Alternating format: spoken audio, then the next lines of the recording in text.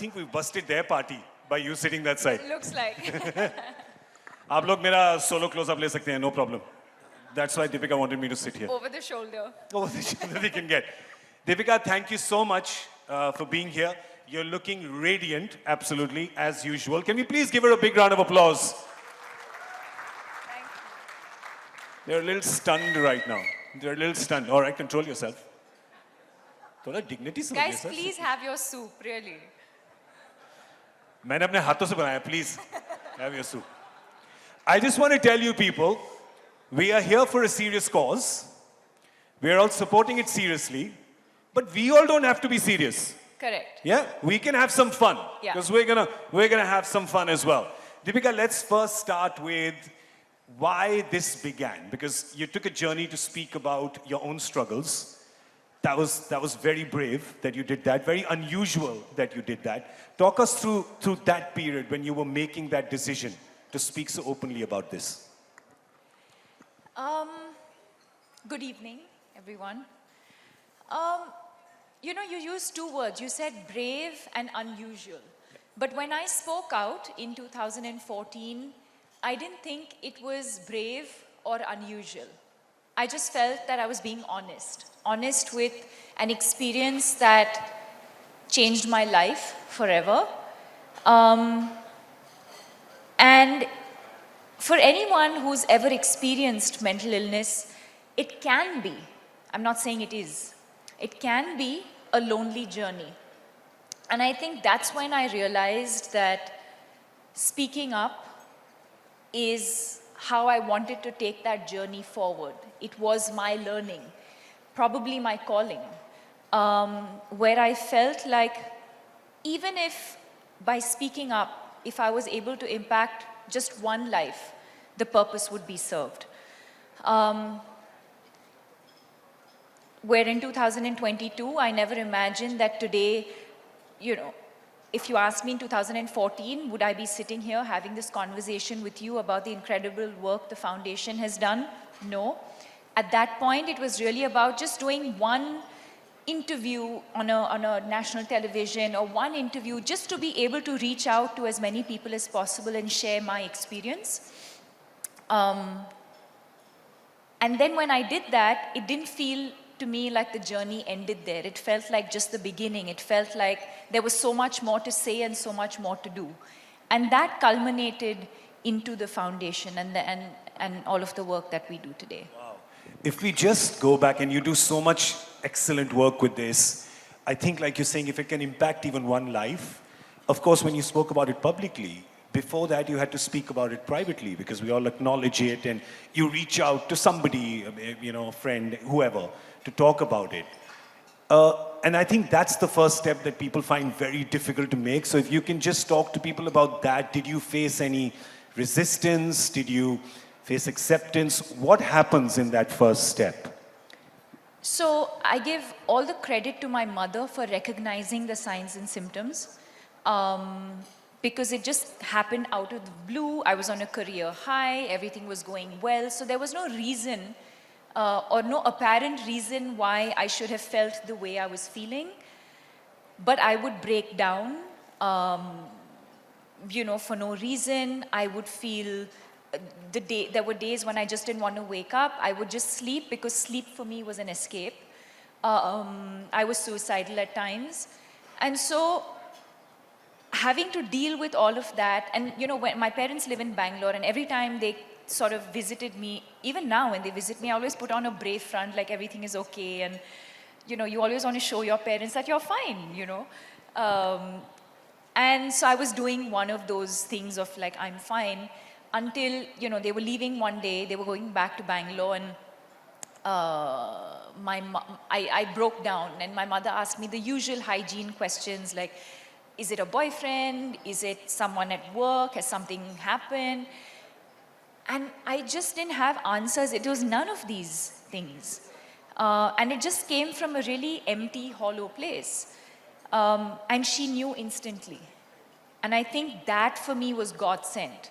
And I really hope, and I think that's one of the reasons why I set up the foundation, for us to be able to create that awareness, to be sensitive to the people around us, to look around us. If someone's feeling low, don't just pat them on the back and say, hey, you know what, it's going to be okay, or, you know, hey, you'll be fine. Or just listen to this music or play some upbeat music and think that everything's going to be okay.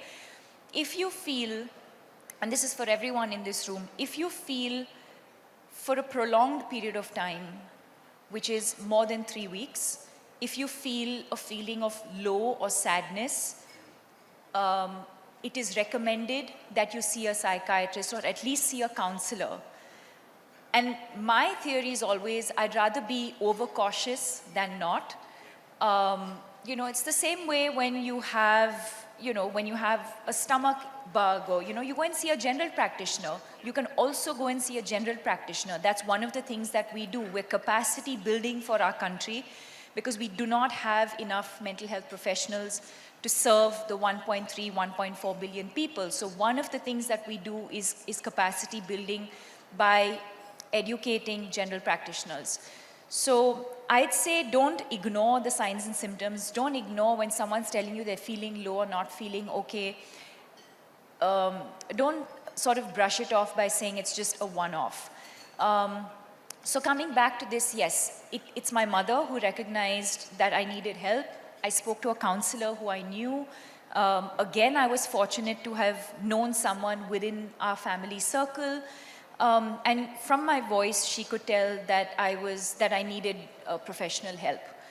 And then the journey went on. I was put on to a psychiatrist, medication, that sort of went back and forth for many months. I was resistant to that because there was so much stigma attached, A, to mental illness, B, to, you know, you always have these sort of ideas that you don't want to take medication to do with the mind and with the brain, and you're going to lose control. And so that went on for a couple of months until I finally started taking medication and I started feeling better and so on. So yes, it was the immediate people around me knew, but at that point I wasn't ready to tell very many people. It's after I recovered, after many, many months, when I was sitting back and just thinking about this experience that I'd been through, that I felt like I wanted to share my journey with the world.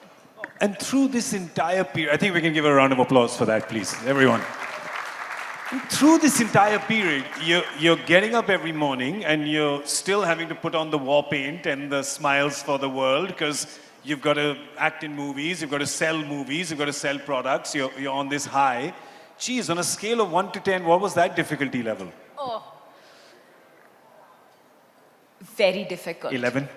Very difficult. Yeah, I mean, I can't even put a number to it. To just have to wake up every morning and to breathe, you know, to eat, to just do the basics was a struggle. So you can imagine having to put myself out there, be at events, engage with people, perform. Obviously took a lot. So I'm thinking the vision and the mission of the foundation, as you have said, from the time you started it to now, you know, it's obviously grown so much. So what is the vision and the mission now of the foundation at this moment? It is to give hope, you know, because like I said earlier, it can be a lonely journey. And we're here to say you are not alone. We're here to say we're in this together. When I say we, I mean us, those who experience mental illness, our caregivers, because we believe that they're an equally important part of this journey, and society and community at large. And so giving hope to every person experiencing stress, anxiety, and depression, and to let you know that we're not alone. And it stemmed from the one line, which was, you know, when I put my mind to it, I said, I don't want even one life to be lost because of mental illness. Wow, beautiful. Tell me, there obviously must be a lot of fulfilling moments that happen when you hear people's stories about the foundation has helped them. Can you recall any, like some fulfilling moments or times when you felt great peace almost that you did this, that you started this, and it's truly helping people? Every day. There's not a day that goes by when when a person doesn't come up to me and talk about an interview that I did or something that they read or something that they saw that that prompted them to seek help or encouraged them to tell someone they know to seek help, that they felt better, that they're on the journey to recovery. And each one of us in the foundation experience that on a daily basis. There's somebody or the other who'll always acknowledge the work that we've done. And that for us is the most fulfilling part. We can have numbers on a slide and talk about how many lives we want to impact in the next 5 or 10 years. Those are all long-term goals. But it is those everyday moments when you meet someone, when they say we saw an interview or, we saw this post on social media or, there was this one kid who came and said, I couldn't explain to my parents, I wanted to seek help, but I couldn't explain to my parents what I was going through. And I made them sit down and watch your interview. And after they watched your interview, they understood what I was going through. And they allowed me to go and see a psychiatrist. Those are the moments we live for. That's absolutely beautiful. That really is. It's the same vein. Oh, it is. okay. It's like, they're like, if you were not an actor, what would you be? So I've changed it to, if you were not a badminton player, what would you be? Because that means you can't say badminton player. But badminton would not have been my answer. Oh, we have something new coming. Yeah. So let's just, guys, just rewind, just delete. Let's do a little Christopher Nolan here. Just delete that. So Deepika, the question is, if you were not an actor, what would you be? I would have probably been an interior designer. Yeah, that's something I've always been very, very passionate As somebody about. who's just bought a new apartment who's very excited. It's like, you get blue curtain. I'm happy to render free services. That's how passionate I am about interior design. I've always been, even as a kid. And at one point, I did have this plan to go to some design school abroad. Wow. And yeah. Can I just collectively say we are very happy you didn't make that decision? We are very happy that But I channelize my energies now differently. I do up the home and I keep changing things around and I have fun with it. Please do all those things, but don't stop doing films ever, right? So that's all. We are all very selfish people. We only care about that. Okay, I was not going to ask you your favorite film, but now I feel like we should ask her, no? Favorite character? Can we ask favorite character? Because film becomes like, oh no, you said something about the director and about the other. So favorite Boils character. down to the same thing. It's like, oh, she chose this character over that character. Okay, so I'll make it a very harmless, innocuous question. The favorite character you enjoyed playing? I'd have to say it's very difficult though. I mean, it's like saying choose this child over that child. But if I really had to choose, and you guys are putting me in the spot, but I'd say Piku. Yeah. It was very special. There was something very, very special about the energy on that movie. And I feel like my sister and I are at that age now where we feel like we're Piku. Yeah. So just, I don't know, something about Piku is very, very special. And that's one of the movies that sort of keep coming up in conversation when I talk to people. They're like, we really like that movie, or like someone's been through that experience or going through that experience, or lost a parent. And so there's a lot of that, I feel like. Maybe just the stage of life that I'm at now. Yeah. That seems to be my most favorite. But just on that film, 1 second, how daunting was it? Because these are two experienced, powerhouses, right? And first I must say, you held your own against them. You were absolutely fantastic in that film. Whoever agrees, please give a round of applause because you were fantastic. Koi shak? Koi nahi. Koi bhi nahi. How was it though? Did it get easier through the days or? No, I mean, like you said, I was just aware of the fact that I was going to be opposite these two incredible people. But I think what makes for great collaboration is when you're not competing with with your co-stars. You're really genuinely invested in telling a good story. And I think that's what we were there to do. I don't think Irfan was trying to be one up on Mr. Bachchan, or he was trying to be one up on anyone. You know, it's just, it was a beautiful collaborative process, and I think we were all just invested in giving our best to the film. Yeah. Yeah, and I was aware before I got into this that I was going to be with two of these most incredible actors. But that's that. I mean, when the camera's rolling, I'm not thinking of Mr. Bachchan. I'm thinking of the character that I'm opposite. Yeah. I have to say that there were 3 master musicians at play, and it was a beautiful symphony that came out. So that was fantastic.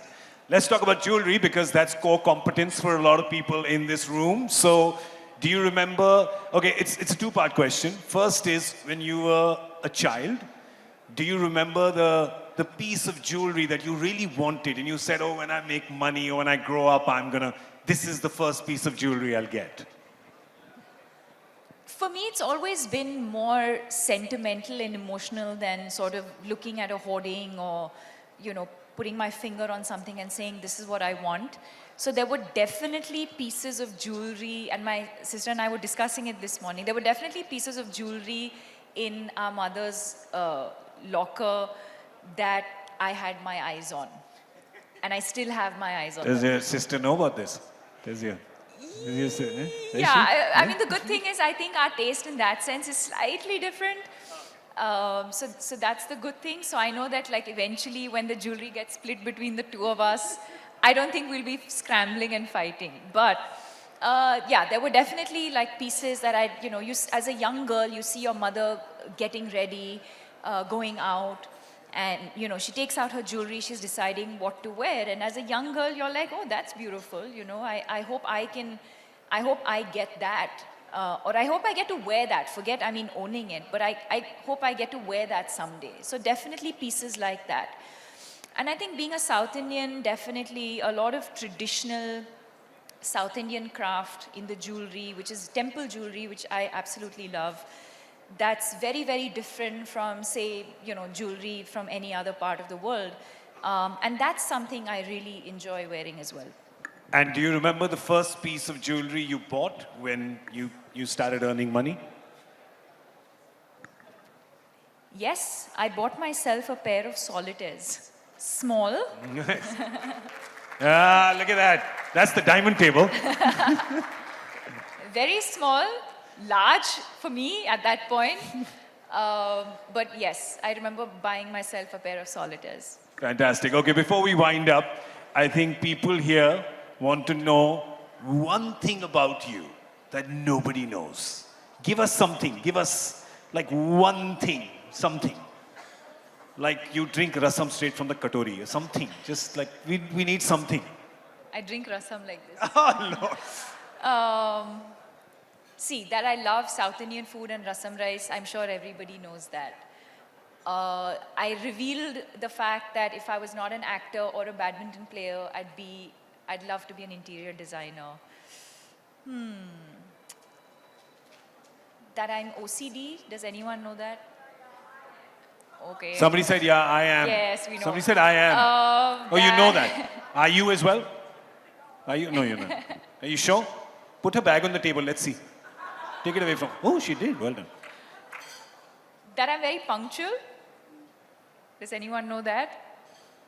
I'm punctual. Okay, No, they don't know. Time management. Time management. Okay, I'm great with multitasking. I'm very good with time management. And my gut instinct is something I protect.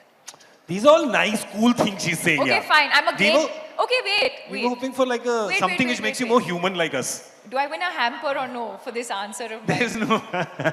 Okay, this bottle of water. I'll give you a bottle of water, yeah. I'm a great baker. I bake really well. Okay, now how do I argue with perfection, right? Unfortunately, we can't find any imperfection in this perfection. Tell me... Like, are you clumsy? Like, do you drop food when you eat? Oh, yeah, all the time. I was known for this. Yeah?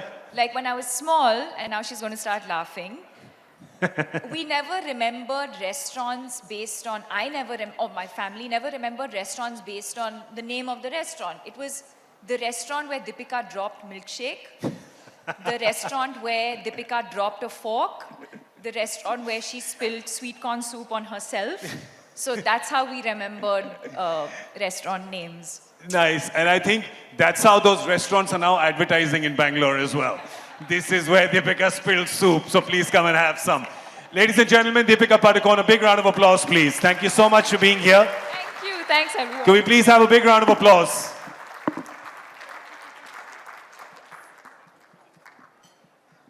Come on, you can be a little more generous in the applause, everybody. Didn't even make it till here. All right, I'd like to request Mr. Colin Shah, to please come up on stage. To join him, Mr. Sachin Jain, MD De Beers India, Mr. Somasundram PR, Regional CEO of India World Gold Council, Mr. Sriram Natarajan, Managing Director GIA on stage for the check presentation.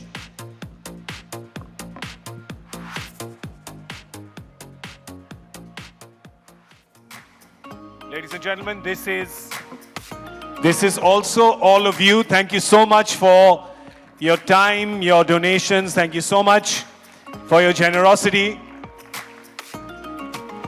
towards the foundation.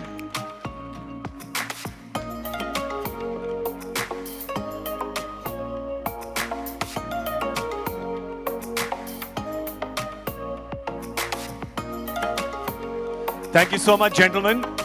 Could I request Mr. Colin to please stay back on stage? Thank you to the rest of the dignitaries. Thank you so much. I'd also like to call a few more dignitaries on stage, please.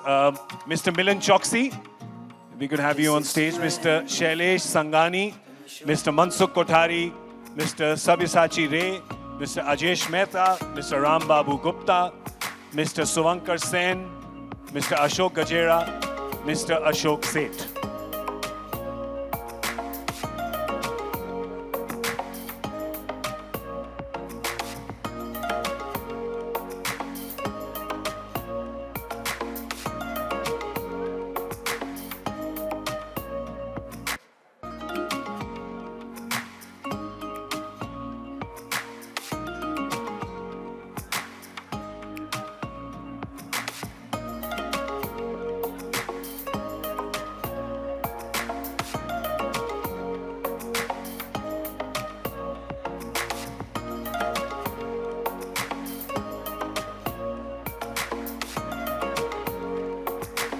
Thank you so much, gentlemen. Thank you so much.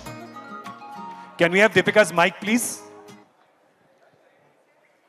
I do want to thank the council so much, and each and every one of you who's contributed to make this happen. And your contribution is most certainly going to impact millions of lives. So thank you so much.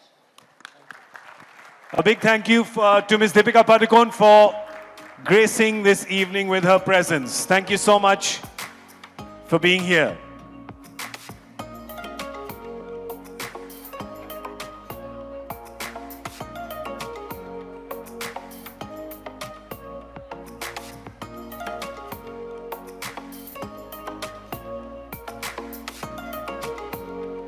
Thank you so much, gentlemen. Thank you.